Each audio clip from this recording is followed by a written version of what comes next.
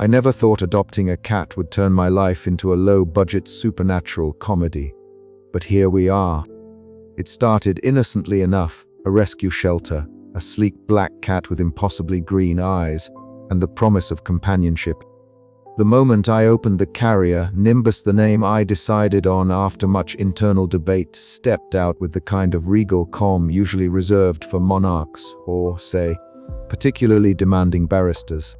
He didn't blink, or at least not in the way any normal cat would. His eyes stayed wide open, unblinking, like two emerald lanterns fixed on me, measuring me, judging me, or possibly plotting world domination. I half expected him to mutter some ancient curse or summon a thunderstorm, but all he did was sit down neatly, tail wrapped around his paws, and look utterly unimpressed. The house felt different with him in it. The air seemed charged, like just before a summer storm, even though the sky outside was clear and blue. I shivered, wrapping my arms around myself, and Nimbus's eyes flicked to the window, unblinking. It was like he controlled the weather, or at least wanted me to think he did. That first night, after a dinner of something suspiciously fancy that I'd bought, because I was trying to impress my new roommate, I settled on the couch with a book. Nimbus was perched on the windowsill, silent and still. As the clock ticked past midnight, I started to hear its soft, almost imperceptible murmurs. At first, I thought I was dreaming or maybe the house settling, but then I caught it, a string of words, unmistakably Latin, Fortuna Favit. I blinked, looking around. Nimbus's mouth barely moved, but the sounds were there. I wasn't going crazy, was I? I pinched myself and got a sharp sting. Nope, awake. The cat was muttering Latin. I suppose if I had to have a supernatural cat, a Latin-speaking one was at least somewhat dignified. The next morning, I tried to tell a friend about my new roommate, but the words came out all tangled. He's different, I said. He doesn't blink. He might control the weather, and he talks in Latin. She laughed, thinking I was joking. I wasn't. Nimbus sat on the armrest, watching me with those unblinking eyes, utterly unfazed by my ramblings. I was pretty sure he was amused. Over the next few days, minor anomalies started to appear. The air in the room would grow inexplicably cold when Nimbus jumped onto the sofa. A gentle breeze would stir the curtains, even though all the windows were shut tight. I began to suspect that Nimbus wasn't just a cat, but some kind of feline weather wizard or miniature deity in fur. I caught myself talking to him as if he understood. "Nimbus, please don't summon a thunderstorm in the living room," I'd joke. He'd stare back, eyes unwavering, and I swear I heard a faint purr that sounded suspiciously like a chuckle. Despite the oddness, there was something comforting about the routine. I was no longer alone in my quiet suburban life. I had Nimbus, the cat that never blinks, and whatever strange power he wielded. Little did I know, this was only the beginning of the chaos and comedy that would soon follow. That night, as I lay in bed, I heard the softest whisper again, a phrase I'd soon come to recognize as one of Nimbus's favorite Latin incantations. I smiled despite myself. This was going to be one hell of a ride. And as Nimbus's green eyes glowed in the dark, unblinking and inscrutable, I realized that adopting a cat was the best decision I'd ever made, if only because it guaranteed my life would never be boring again. I never thought adopting a cat could be so theatrical. When I brought Nimbus home, I expected the usual, a few knocked-over plants, a disdainful glare, maybe some late-night yodeling. What I got instead was an escalating series of inexplicable events that made me question if I'd accidentally signed up to live with a furry weather deity. It started with the temperature.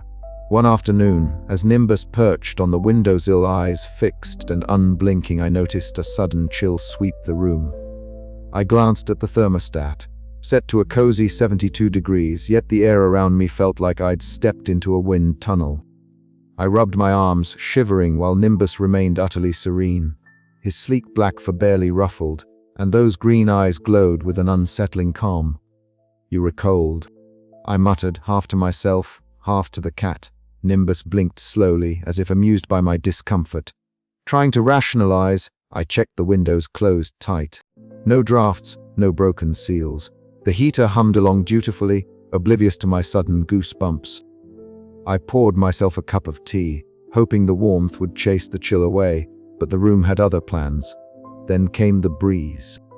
It was subtle at first, a faint flutter of the curtains, a gentle rustling of papers on my desk. I looked around, half expecting a window to be open or a vent to be blasting air. Nothing. The breeze grew stronger, enough to flip the pages of my notebook, scattering notes like confetti. Nimbus remained unmoved, tail flicking lazily as if he commanded the wind itself. "Nimbus," I said, lowering my voice to a conspiratorial whisper, "are you doing this?" He responded with an unblinking stare that sent a shiver down my spine, though I wasn't sure if it was from the cold or the intensity of his gaze.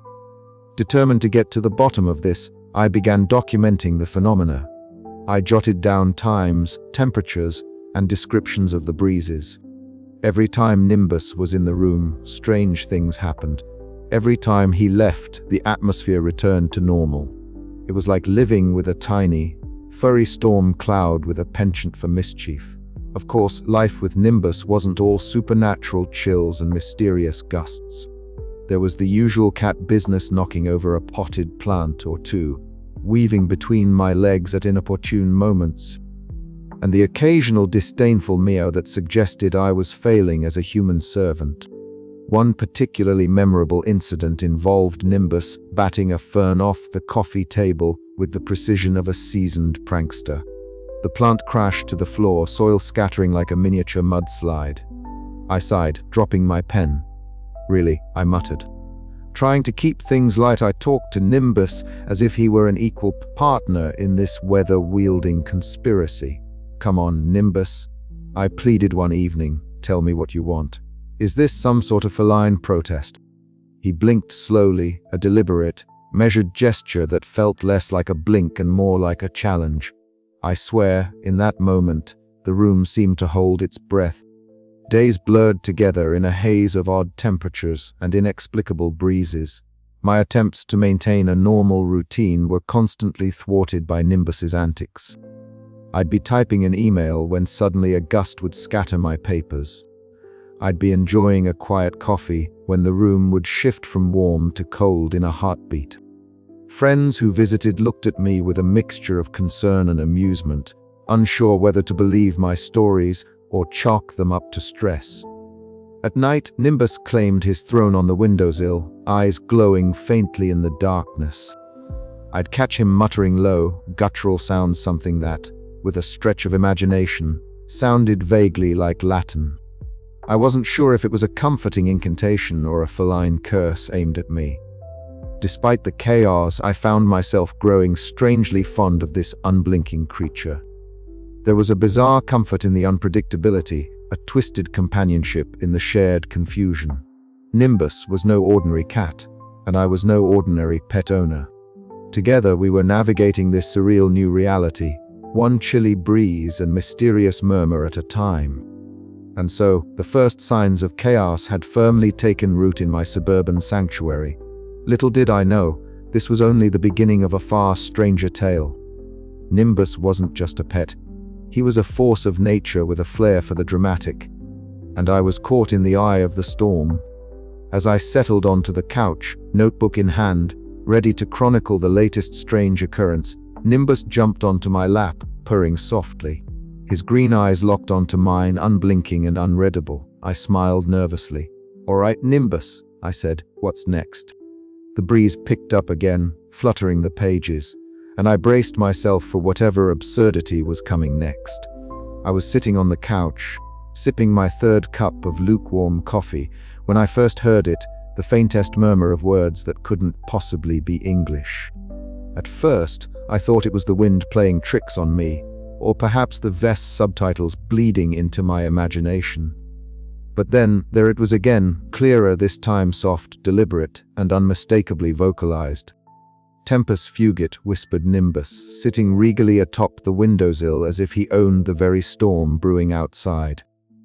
His fur gleamed black against the dim light, and those unblinking green eyes locked onto mine with an unsettling intelligence that sent a shiver down my spine. "Did you just speak Latin?" I asked, half expecting a cat to ignore me, but Nimbus remained statuesque, his mouth barely moving as he repeated, "Tempus fugit." My heart raced.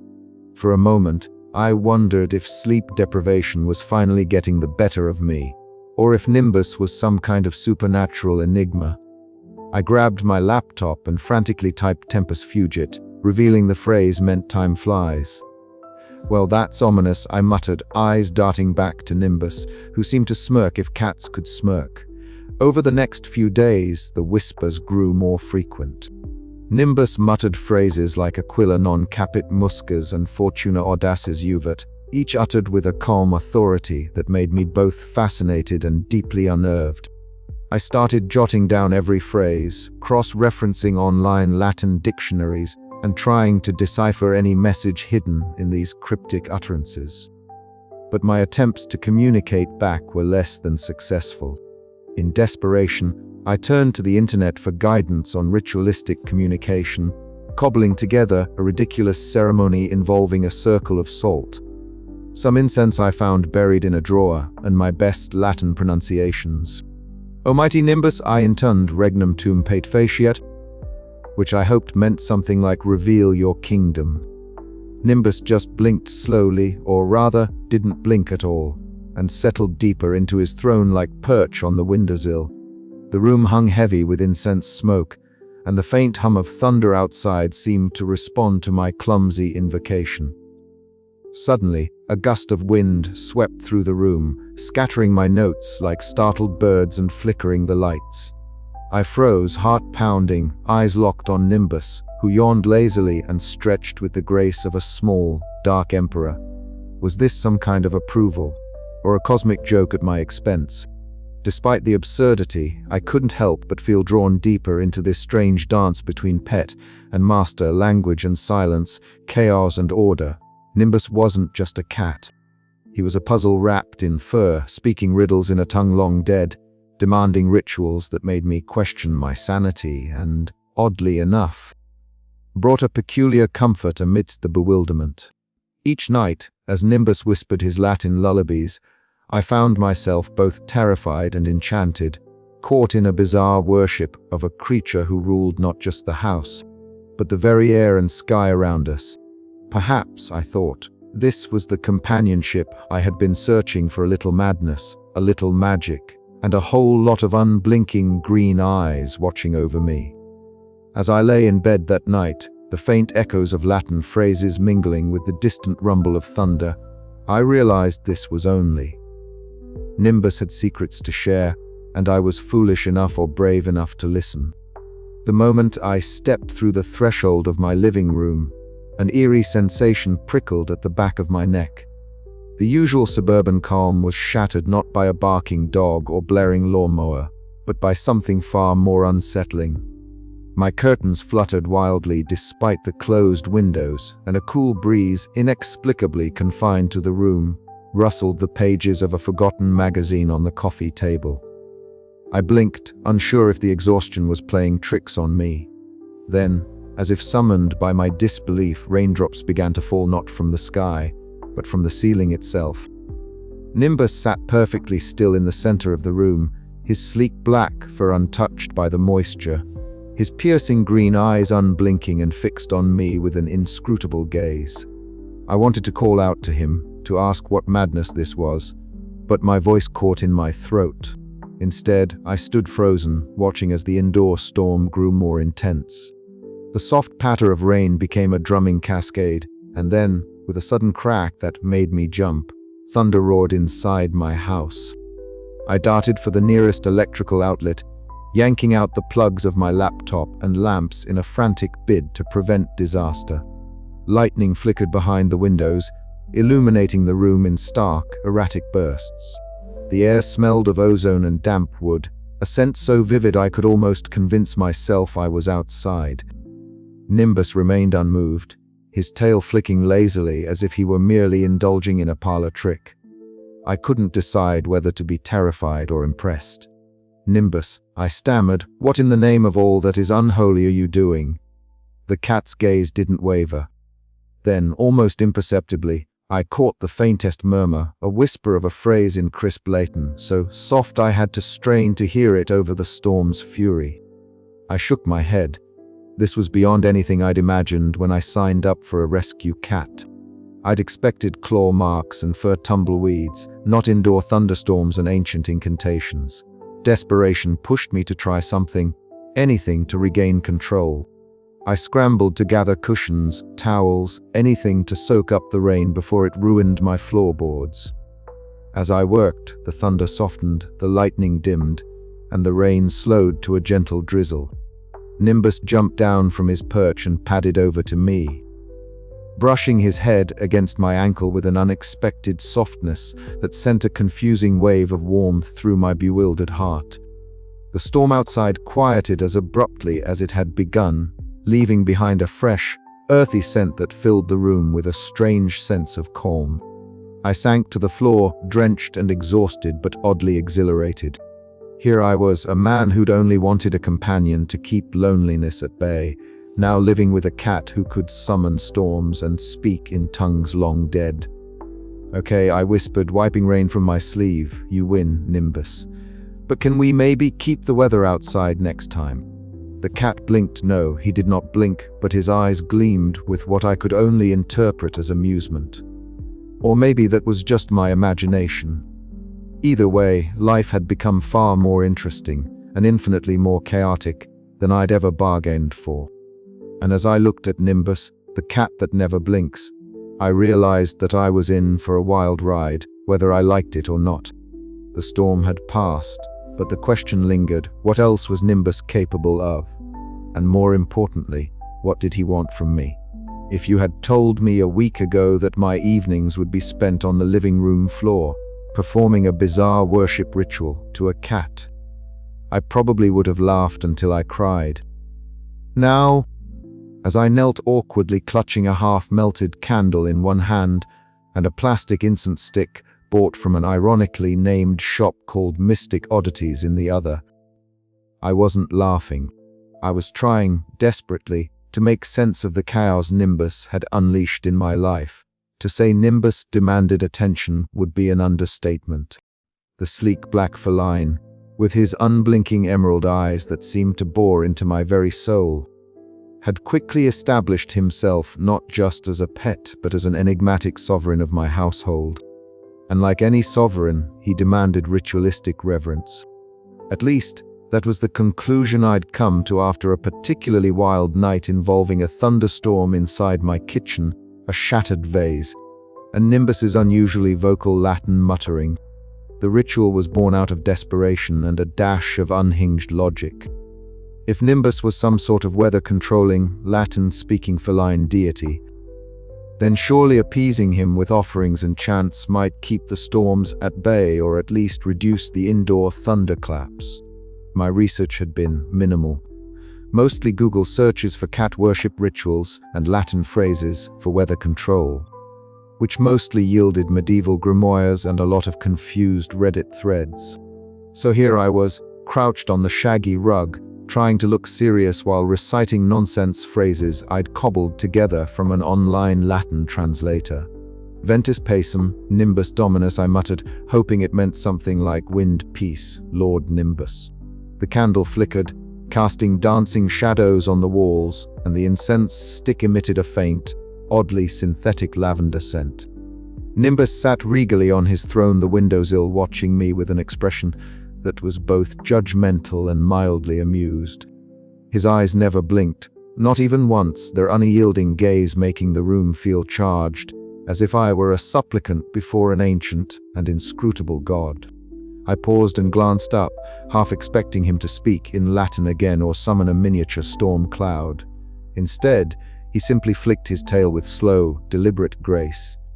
It was during this tense silence that I noticed the curtains fluttering, despite the windows being firmly shut. A gentle breeze stirred the fabric, carrying with it a whisper of cool air. My heart leapt. Was this coincidence or evidence that my ridiculous ritual had some small power? I wasn't sure if I was relieved or terrified. "Nimbus," I whispered, barely daring to breathe. "Did you like that?" The cat's response was an imperceptible twitch of whiskers and a slow blink. Well, okay, maybe just a very brief narrowing of his eyes, but it was close enough. Encouraged, I continued the chant, each word feeling more absurd than the last but somehow more sincere. My neighbors probably thought I'd lost it. Kneeling on the floor, talking to my cat like he was a capricious weather god, waving candles and incense around like some low-budget cultist. But the calming breeze and the slight drop in temperature told me that maybe, just maybe, there was something to this madness. Later that evening, I attempted to replicate the ritual. This time, I added a dubious offering of catnip, a peace offering, if you will, placing it carefully on a saucer beside Nimbus's favorite cushion. Nimbus sniffed it, gave a dismissive flick of his tail, and promptly ignored the whole setup to groom himself. The ritual fell flat. No breeze, no calming temperature shift, just an unimpressed cat and a very awkward me. I slumped onto the couch, laughing nervously at the absurdity of it all. Nimbus, in a rare show of affection, or perhaps condescension, curled up beside me, purring softly. His unblinking eyes softened just a fraction, and for a moment, the chaos seemed manageable. Maybe he didn't expect perfection. Maybe he just wanted me to try. Or maybe I was just making it all up to keep my sanity. Either way, I was hooked. The rituals would continue. The worship would grow stranger. And I would keep trying to make sense of the cat that never blinks, the feline deity of my suburban chaos. Because if life with Nimbus had taught me one thing so far, it was this: sometimes when the world makes no sense, you just have to light a candle, mumble some Latin, and hope the wind listens. And with that thought, I lit the candle again, ready for another round of absurd devotion. I remember the day I realized I couldn't handle Nimbus alone. Not because he'd shredded the curtains again, though. He had, spectacularly, with the kind of precision that suggested he was aiming for some arcane feline pattern, but because the house felt less like a home and more like an enchanted weather station run by a cat with a penchant for Latin incantations. That's when I called Maggie. Maggie answered on the third ring, her voice carrying that perfect blend of curiosity and skepticism that only a lifelong friend could muster. "You're calling me because your cat is summoning storms now, aren't you?" she said deadpan.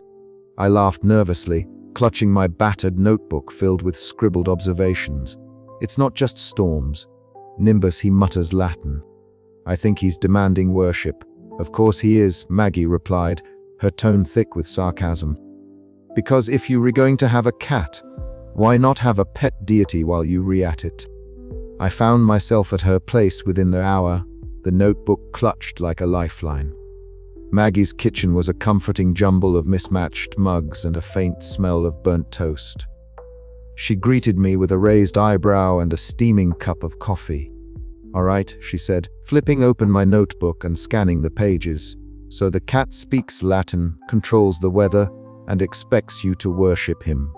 How exactly did you get roped into this?" "I didn't," I said, sinking into a chair. "He chose me. Or maybe I chose him. Either way, I'm stuck." Maggie chuckled. "Sounds like a typical Tuesday." As I recounted the latest events, the indoor thunderstorm last week, the inexplicable temperature drops, and the odd Latin phrases I caught Nimbus muttering, when he thought I wasn't listening, Maggie listened with a mix of amusement and disbelief. Then she offered what I desperately needed, a dose of dry, pragmatic advice. "Look," she said, "you can either go full cult leader and start building altars to the cat, or you can treat him like a cat who's having a bit of an existential crisis." I laughed, but inside, I wasn't sure which path I was on. Maggie's humor was a balm grounding me when I felt the edges of reality blur. Then, as if on cue, a gust of wind swept through the kitchen, ruffling the curtains despite the windows being firmly shut. Maggie glanced over, unimpressed. "Well, there goes the neighborhood," she muttered. I scribbled furiously in my notebook, half expecting Nimbus to smirk at the spectacle. "You need to stop overthinking," Maggie said firmly, her voice softening. or you will end up talking to Nimbus like he actually answers back. I glanced behind me. Nimbus sat on the windowsill, his unblinking green eyes fixed on us with an inscrutable expression that might have been amusement or disdain or both. "Maybe he does," I whispered. "Maybe," Maggie said, raising her coffee cup in a mock toast. "But until then, try to stay sane, okay?"